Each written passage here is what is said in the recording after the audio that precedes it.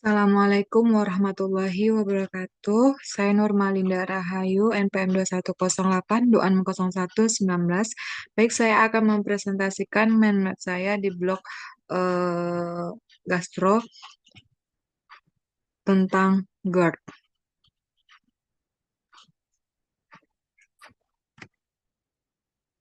Baik, untuk definisinya sendiri, GERD ini yaitu suatu gangguan berupa isi lambung mengalami refluks berulang ke dalam esofagus yang menyebabkan gejala atau komplikasi yang mengganggu.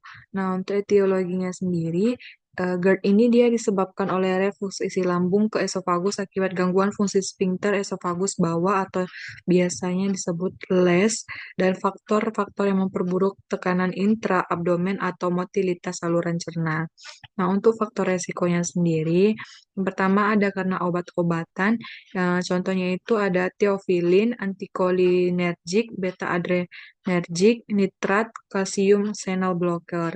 Kemudian ada karena makanan, contohnya itu ada makanan coklat, makanan berlemak, kopi, alkohol, dan rokok. Kemudian ada karena hormon, yang dimana umumnya terjadi pada wanita hamil dan menopause, yang pada wanita hamil menurunkan tekanan les terjadi akibat peningkatan kadar progesteron, sedangkan pada wanita menopause menurunkan tekanan les terjadi akibat terapi hormon estrogen.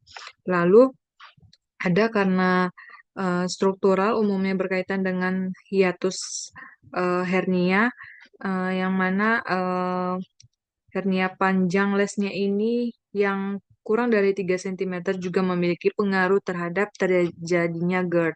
Kemudian ada indeks massa tubuh yang semakin tinggi, nilai IMT, maka resiko terjadinya GERD juga semakin tinggi. Nah, untuk patofisiologinya sendiri, GERD ini dia terjadi karena sphincter esofagus bawah lemah yang menyebabkan asam lambung naik ke esofagus, lalu menimbulkan iritasi dan peradangan, kemudian gangguan motilitas, makanan tertentu, dan gaya hidup yang memperparah kondisi ini. Lalu untuk cara mendiagnosisnya sendiri, nanti dari gejala ada rasa asam dan pahit di lidah, nyeri ulu hati hingga terasa ke daerah dada, kemudian dia ada gejala lain seperti kembung, mual, cepat kenyang, eh, bersendawa, salivasi, disfagia, hingga odinofagia. Nah, untuk pemeriksaan penunjangnya sendiri, bisa dilakukan pemeriksaan endoskopi gastrointestinal atas atau EGD untuk melihat adanya esofagitis struktur atau Barren esophagus. Kemudian bisa kita lakukan pH-metri esofagus 24 jam, yang dimana ini dia gold standard untuk mengukur jumlah refluks asam. Kemudian ada manometri esofagus yang menilai fungsi les untuk motilitas esofagus. Kemudian ada uji terapi empirik dengan PPI, yaitu proton pump inhibitor test. Lalu bila gejala membaik dengan PPI, maka kita mendukung diagnosis dengan GERD. Lalu untuk tata laksananya sendiri, yang pertama, bisa kita modifikasi gaya hidup yang dimana menurunkan berat badan bila penderita obesitas, lalu kita meninggikan kepala lebih dari 15-20 cm dan menjaga kepala agar tetap elevasi saat posisi berbaring. Kemudian kita hindari makanan pencetus, contohnya tadi ada makanan berlemak, kafein, alkohol, dan coklat. Lalu tidak berbaring setelah makan, minimal 2-3 jam, kemudian kita menghindari pakaian yang ketat.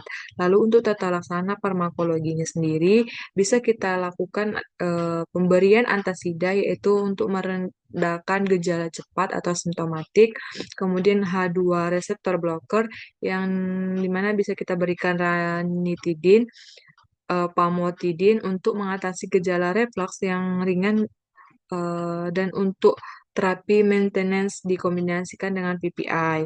Lalu bisa kita berikan proton pump inhibitor atau PPI, yaitu ada omeprazol, esomeprazol, lansoprazol, yang dimana dia ini pilihan obat utama, kemudian diberikan minimal 4-8 minggu. Kemudian yang ketiga ada terapi bedah jika terapi medis gagal atau ada komplikasi berat. Nah, untuk diagnosisnya sendiri, umumnya prognosis GERD ini dia baik dengan pengobatan pengobatan dan modifikasi gaya hidup. Lalu, jika tidak ditangani dapat menyebabkan komplikasi serius. Contohnya ada esofagitis erosif, struktur esofagus, kemudian perdarahan saluran cerna atas, kemudian ada Barren esophagus atau risiko adenokarsinoma esofagus. Nah, ini referensi saya gunakan. Lebih kurangnya saya mohon maaf. Saya akhiri. Assalamualaikum warahmatullahi wabarakatuh.